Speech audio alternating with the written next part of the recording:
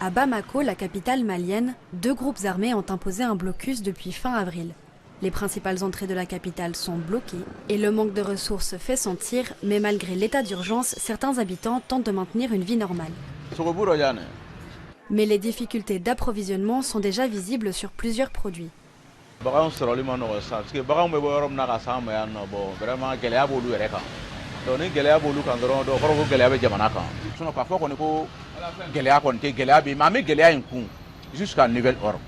Dans ce marché, une commerçante décrit une atmosphère lourde où l'angoisse est omniprésente.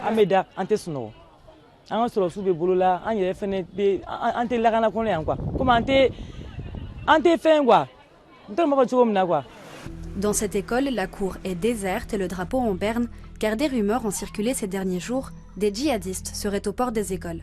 Par crainte d'enlèvement, les parents ont préféré retirer leurs enfants, au grand désarroi de ce directeur.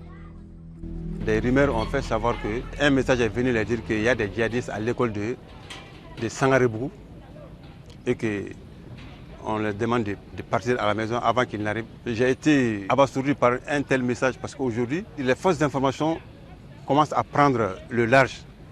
Il faut qu'on fasse beaucoup attention. Dans un autre quartier de Bamako, cette expatriée franco-malienne est appelée à rentrer en France, mais pour quelques semaines seulement. Tout peut arriver. Si je craignais, je ne partirais pas. Je ne laisserais pas mon fils, je ne laisserais pas mon mari en fait. Installée au Mali depuis longtemps, Joëlle a traversé de nombreuses crises. Elle sait que la situation peut évoluer très vite, mais reste confiante. On a l'habitude de vivre dans des remous ici, donc finalement, nous, on est tout le temps, on espère toujours que ça va s'arranger, on y croit. Donc, ce qu'on craint le plus finalement, c'est que, en tant que Français, on nous oblige à partir en fait.